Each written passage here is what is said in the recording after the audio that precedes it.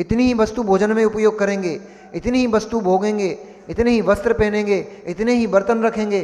क्योंकि बर्तन स्टील क्या है, पहले भूमि का एक था। स्टील क्या है, लोहा है एक प्रकार का। लोहे को ही प्यूरिफाई करके स्टील बनाया जाता है। लोहा क्या है, लोह पाषाण होता है। उस लोह पाषाण से लोहे को अलग किया जाता है, मिट्टी को अलग किया जाता है। एक इंद्रिय जीव था वो, उसका शरीर है स्टील। तो उसको प्यूरिफिकेशन में कितना भट्टियां जलती हैं, कितना सारा जमीन खोदी जाती है, वो सब का पाप आपको लगेगा। क्यों, प्रमाण ही नहीं है। इसलिए बर्तनों का प्रमाण करो। आप भी प्रमाण कर सकते हो कि हम केवल 24 आज दिन भर में हम केवल इतने ही बर्तन यूज करेंगे। 5 बर्तन करेंगे, 10 बर्तन करेंगे, 20 बर्तन करेंगे। कम से कम हजारों टन जो बर्तन भाड़े बन रहे हैं और जो रखे हुए हैं फैक्ट्रियों में, उनके बनने में आपका दोष तो नहीं लगेगा, उससे तो बच जाओगे। व्यर्थ में ही हम पाप कमाए जा रहे हैं, व्यर्थ में ही पाप कमाए जा रहे हैं। प्रयोजन नहीं है, उपयोग नहीं, कुछ भी नहीं है, तब भी पाप कर्म कमाए जा रहे हैं। क्यों, हमारा त्याग ही नहीं है। इसलिए मर्यादा करो, सीमित करो अपने आप को। हर चीज की मर्यादा, खाने की मर्यादा, पीने की मर्यादा, आने जाने की मर्यादा, बैठने उठने की मर्यादा, सोने की मर्यादा, कपड़ों की मर्यादा, बर्तन की मर्यादा, पति पत्नी की मर्यादा, उनकी मर्यादा कर लो कम से कम, कि एक ही पति रखेंगे। ये भी आपके लिए ब्रह्मचर्य व्रत के तुल्य है। कभी सुना आपने ब्रह्मचर्य व्रत? तो सुना होगा आपने। असीधारा सदार संतोष व्रत असीधार व्रत कहलाता है। इस व्रत में भोगते हुए भी ब्रह्मचर्य के तुल्य रहता है। जी, मेरी पत्नी के अलावा सारी स्त्रियां मेरे लिए माता और बहनों के समान हैं। मेरे पति के अलावा सारे पुरुष मेरे लिए भाई और पिता के समान हैं। ऐसा व्रत करने वाली स्त्री असीधारा व्रत धारणी कहलाती है, और ऐसा व्रत धारण करने वाला पुरुष असीधारा व्रत ब्रह्मचर्य के तुल्य होता है। इतनी कम से कम मर्यादा कर लो। रावण व्रत लेने वाला है अभी, एक सीख लो कम से कम उससे, इतना ही ऐसा ही व्रत धारण कर लो कम से कम। इस प्रकार से भगवान जिनेंद्र अनंत बल केवली ने उनको 1 इंद्री, 2 इंद्री, 3 इंद्री आदि जीवों का उपदेश दिया। उनके कष्टों के बारे में कहा। 2 इंद्री जीव को कितना कष्ट है। नाली में उत्पन्न हुआ, नाली में मल गया, मल में उत्पन्न हुआ, मल में मर गया। कभी तो वह जीव जैसे तैसे मल से बाहर निकला तो 3 इंद्री चींटियों ने उसको घेर लिया, सैकड़ों चींटियों ने। देखा कभी आपने? केंचुए होते हैं, लट पड़ जाती हैं मल आदि में, उनको चींटियां नोच नोच के खा जाती हैं, छेद कर देती हैं पूरे शरीर में। जिंदा केंचुआ फड़फड़ाता रहता है, जिंदा इल्लियां फड़फड़ाती रहती हैं। इल्लियां, वो चींटियां, चींटे नोच नोच के खा जाते हैं उनको। 4 इंद्री पर्याय में पहुंच गया जीव।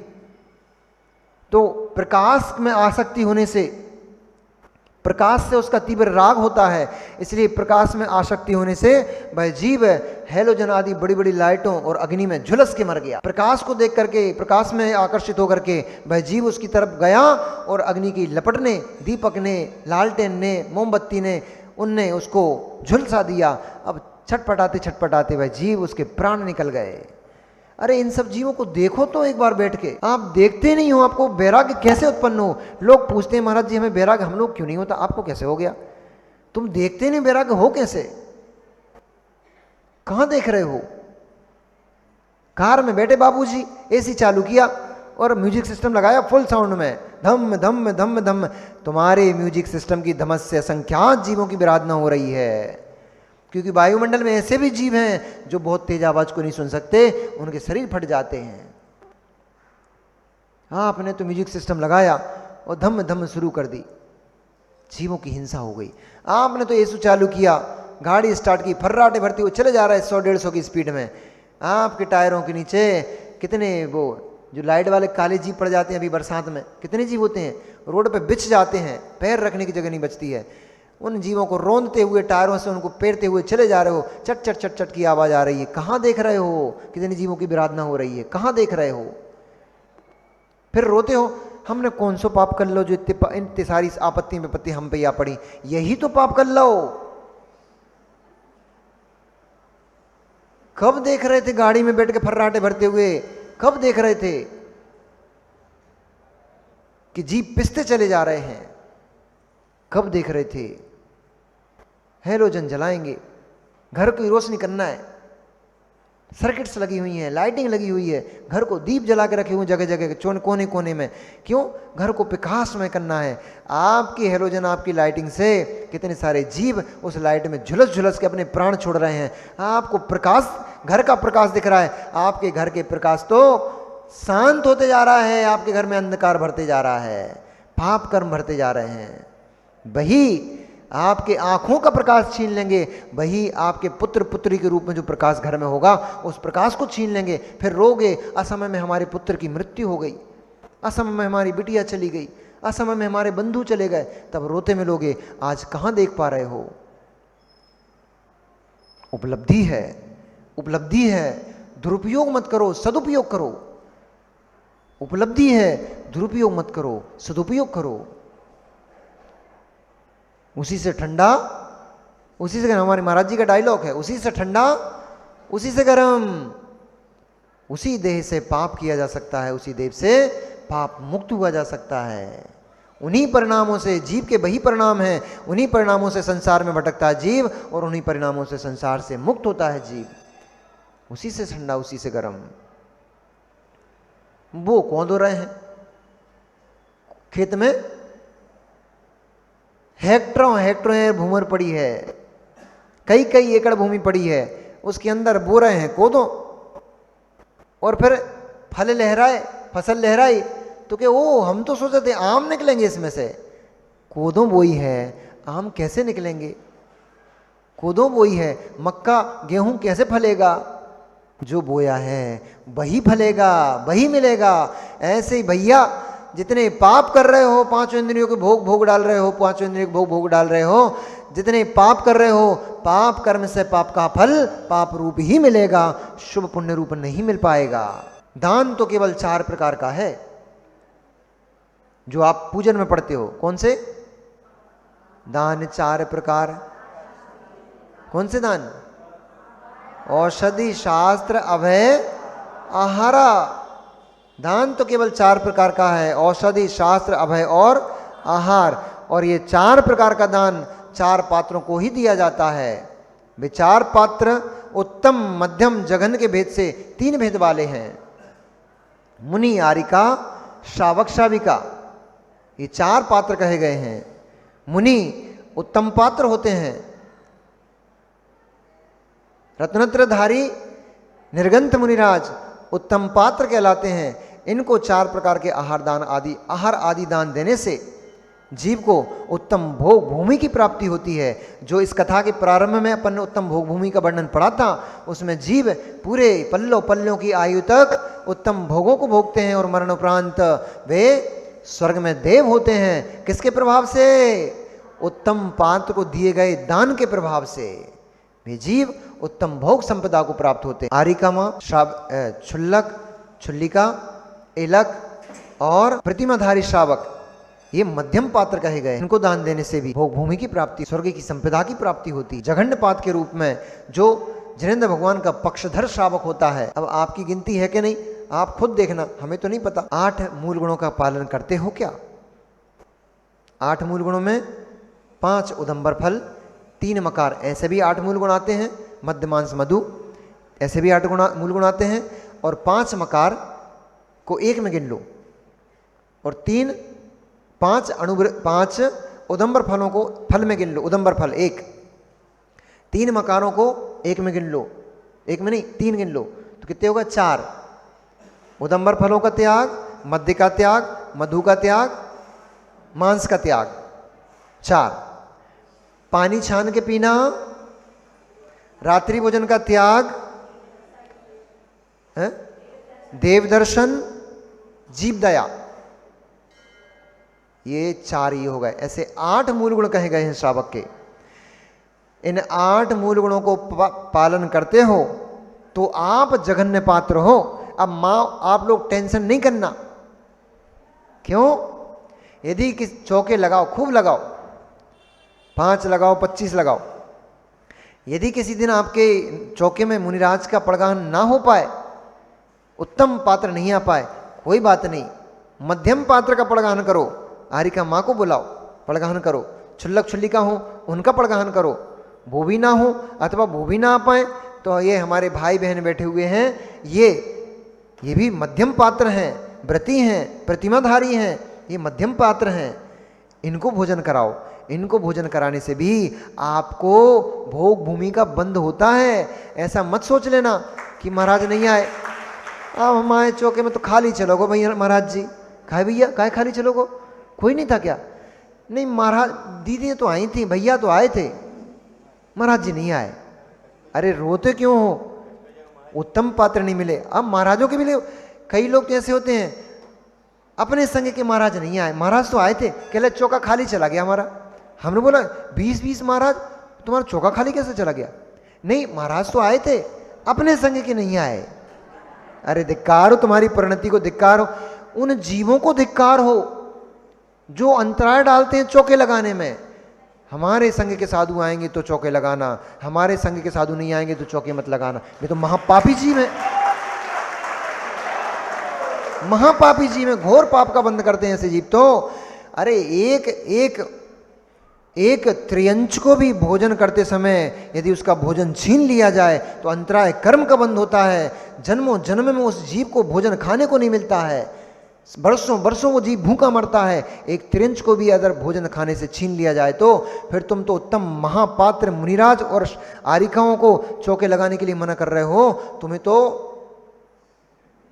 अब आगम ही बताएगा क्या होगा तुम्हारे साथ। इसलिए कभी भैया लगा सको चौके, मुनिराज का, आरिकाओं का, दीदियों का, भैयाओं का आहार करा सको तो खूब लगाना, नहीं लगा सको, नहीं तुम्हारी सामर्थ्य हो, अनुमोदना करना। तुम बहुत अच्छा काम कर रहे हो, मुनिराज का प्रदान कर रहे हो, आरिकाओं का प्रदान कर रहे हो, बहुत अच्छा काम करो, ऐसा ही करो। हमारी सामर्थ्य नहीं है, हम नहीं लगा पा रहे हैं। अनुमोदना करके भी कम से कम तुम पुण्य कमा लेना। तुम्हें अनुमोदना से भी भोग भूमि का बंद हो जाएगा, उत्तम पात्र का बंद हो जाएगा, सदगति का बंद हो जाएगा। लेकिन स्वप्न में भी कभी ना तो मुनि की निंदा करना और ना ही स्वप्न में भी कभी चौके आदि दान की अवहेलना नहीं करना। बहुत तीव्र पाप का बंद होता है। कनकोदरी ने मात्र 24 घड़ी के लिए प्रतिमा छुपाई थी तो 24 वर्ष तक पति का भी, अभी आ रही है कहानी, 22 वर्ष तक पति का वियोग सहना कर, 22 वर्ष तक पति ने मुंह नहीं देखा था। अरे ये कहानी संभवतः कल ही हो पाएगी, आवाज तो नहीं। 22 घड़ी की अंतराल डालने का कर्म का उदय आया था, 22 वर्ष भोगना पड़ा था। इसलिए एक भी मुनि, एक भी आरिका, एक भी व्रति को अगर आपने अंतराल डाल दिया, आपको घोर घोर पाप का बंद होगा। भव भव में भूखा मरना पड़ेगा, भव भव में भूखा मरना पड़ेगा। अनुमोदना करो। हम तो प्रतिदिन अनुमोदना करते हैं भैया, विनोद भैया प्रतिदिन अनुमोदना करते हैं। जब मुद्रा लगाते हैं सबसे पहले भगवान के पास जाते हैं, भगवान से ये निवेदन करते हैं, भगवान 2.5 दीप में जितने भी मुनि, आरिका, श्रावक, श्राविका हैं, सभी की आहारचर्या निरंतराय निर्विघ्न हो। जो किसी रोग से पीड़ित मुनिराज हो, आरिका हो, व्रती हो, उनके रोगों का शमन हो, उनको औषधि आदि का लाभ प्राप्त हो, ताकि वे जीव धर्म ध्यान कर सकें, मोक्ष मार्ग में आगे बढ़ सकें। अपने पिताजी का बिगड़ क्या रहा है? इतना चिंतन करने में अपना बिगड़ता क्या है?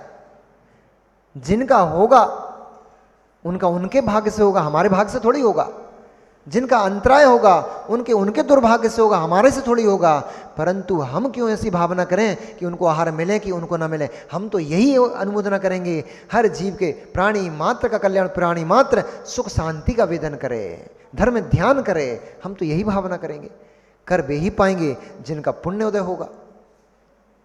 भी करें ना करें, हमें तो ऐसी भावना भाने से हमारी तो असंख्यात गुण श्रेणी कर्मों की निर्जरा हो जाती है, हमें तो पुण्य का बंद हो जाता। बनिया बुद्धि चलाओ, बनिया लोग होकर के बनिया बुद्धि नहीं चला पाओ, क्या मतलब को तुम्हारा बनियापन। इसलिए उन्होंने पात्र के भेद से दान के 4 प्रकार कहते हुए पात्र के भेद बताए कि 4 प्रकार के पात्र होते हैं, जो कि उत्तम, मध्यम, जघन से 3 भेद वाले होते हैं। पुनः उन्होंने कहा जो भूखे गरीब आदि जो हैं उनके ऊपर दया करना, उनको भोजन आदि देना, ये दान संज्ञा में नहीं, ये आपकी करुणा वृत्ति है, ये आपकी दया वृत्ति है। लेकिन पुण्य का बंध तो उससे भी होगा, क्योंकि उस जीव को थोड़ी सहायता की अनुभूति होगी, लेकिन उससे आपका मोक्ष मार्ग में प्रयोजनभूत वह दान आदि नहीं होता है। इसलिए अब जिन जिन की जिज्ञासाएं थी कि जैन लोग हॉस्पिटल खुलवाते हैं, स्कूल नहीं खुलवाते, हॉस्पिटल नहीं खुलवाते और इतना पैसा लगाते हैं, यह करते वो करते हैं, उनको आज समझ लेना कि दुनिया के जितने भी कार्यक्रम करोगे, जितने भी दान करोगे, चाहे गरीब को खिलाओ पिलाओ, चाहे कुछ भी करो, वह दान संज्ञा में नहीं है। आपकी करुणा वृत्ति हो सकती है, उससे पुण्य का आश्रय तो हो जाएगा, लेकिन उससे आपका मोक्ष मार्ग में कोई भी प्रयोजन नहीं बनेगा। मोक्ष मार्ग में प्रयोजनभूत तो दान 4 प्रकार 4 संग, क्योंकि वे 4 प्रकार के पात्र ही मोक्ष मार्ग में आगे बढ़ रहे हैं, मोक्ष की साधना कर रहे हैं, इसलिए उससे आपको मोक्ष मार्ग का रास्ता खुलता है, मोक्ष का रास्ता खुलता है। आगे उन्होंने कहा कि यह जीव 3 मूर्ताओं को प्राप्त होकर के संसार में भटकता रहता है। देव, जिनमें देव संज्ञा है ही नहीं, उनको भी देव बोलता है, अथवा जो देव हैं लेकिन मिथ्या दृष्टि हैं, जो देव हैं जो 5 पापों में संलग्न हैं, विषय वासनाओं में संलग्न हैं, उनको भी भगवान मान करके पूज रहा है, ये द्वैव मूर्ता है। गुरु जो पाखंडी हैं, अब पाखंडी का लोक में जो अर्थ है वो पाखंडी, क्योंकि पाखंडी के 2 अर्थ हैं। एक तो पाखंडी हम लोग हैं, मुनिराज, इनका नाम भी पाखंडी होता है। असली में पाखंडी तो ये मुनिराज ही होते हैं, क्योंकि व्याकरण से जब सिद्धि करोगे तो जो पाप का खंडन करते हैं उनका नाम पाखंडी होता है। जो पापों का खंडन करें वे पाखंडी होते हैं। लेकिन लोक में पाखंडी का अर्थ अच्छे रूप में नहीं है। पाखंडी का अर्थ मूढ़ता के रूप में है, अज्ञान के रूप में है। इसलिए जो पाखंडी हैं, जो वस्त्र शस्त्र अस्त्र शस्त्र आदि से धारी हैं, जो पति पत्नी से युक्त होकर भी साधना करते हैं, इस प्रकार से जो परिग्रह संचय करते हैं और हिंसा आदि में, कुतप आदि में धर्म मानते हैं, उनको पाखंडी कहा गया है। ऐसे पाखंडी को श्रद्धा करना, उनको मानना, ऐसा गुरु मूर्ता कहलाती है। जो शास्त्र, जिनमें शास्त्रों का हिंसा आदि का व्याख्यान हो, जिनमें कुपंथों का व्याख्यान हो, मिथ्यात पंथों की पुष्टि होती हो, सम्यक के पंथ की जिसमें अवहेलना की गई हो, ऐसे शास्त्र कुशास्त्र कहते हैं। इनको मानना, ये 3 प्रकार की मूर्ता कही गई, देव मूर्ता, गुरु मूर्ता और शास्त्र मूर्ता, लोक मूर्ता। लोक में जो विभिन्न प्रकार की क्रियाएं होती हैं, वृक्षों में धागे बांधना, नदी आदि में स्नान करना, आदि आदि जितनी भी प्रकार की क्रियाएं होती हैं, ये लोक मूर्ता कही जाती हैं। इनमें धर्म का कोई संबंध नहीं होता, क्योंकि नदी में स्नान करने से बहुत सारे जीवों की विराधना हो जाती है, उसमें धर्म कैसे हो सकता है। ऐसी क्रियाओं को करते हुए भी धर्म मानना, ये लोक मूर्ता कहलाती है। इस प्रकार से 3 मूर्ताओं का कथन किया।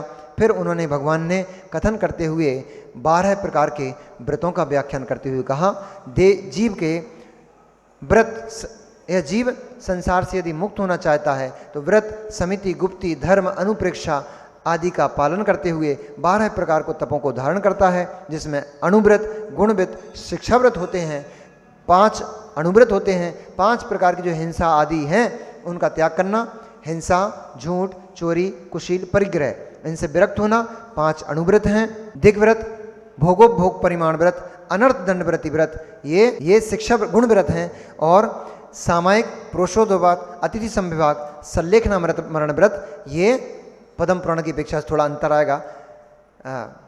रत्नकर्णक शावकचार और पदम पुराण की अपेक्षा से थोड़ा थोड़ा अंतर आ रहा है वही के वही, आगे पीछे हैं।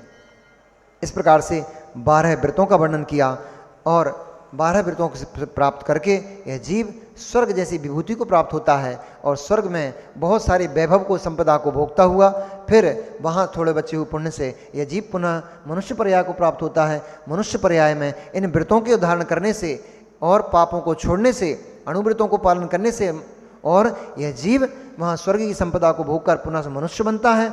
मनुष्य बन करके बचे हुए पुण्य के नियोग से यह जीव महाव्रतों को धारण करता है, और महाव्रतों को धारण करके फिर यह संसार चक्र से छूट जाता है और यह जीव मोक्ष को जाता है। ऐसा वर्णन, मोक्ष गए भगवान, ऐसा वर्णन सुनकर के सभी जीवों को, जितने भी भव्य जीव थे, उनके मन में बहुत धर्म के प्रति वात्सल और भाव उत्पन्न हुआ। सभी ने कुछ ना कुछ जिसकी जैसी सामर्थ्य, कुछ ने महाव्रतों को धारण किया, कुछ ने अणुव्रतों को धारण किया, कुछ अणुव्रत धारण नहीं कर सकते थे, उन्होंने केवल भगवान जिनेंद्र का पक्ष रखते हुए 8 मूल गुणों का पालन किया। वो भी नहीं कर सकते थे तो किसी ने जैसा अपनी सामर्थ्य वैसे व्रतों को धारण किया। दशानन अपने आप में बड़ी उत्कंठा से बैठा हुआ चिंतन करने लगा, ओ मुझ पापी को तो कुछ भी नहीं हो पाएगा, मैं तो महाव्रत भी धारण नहीं कर पाऊंगा, मैं तो अणुव्रत भी धारण नहीं कर पाऊंगा। छोटे छोटे व्रत में धारण करने में भी मेरी शक्ति मुझे लग रही है कि मैं नहीं कर पाऊंगा ये, ऐसा करने से इतना।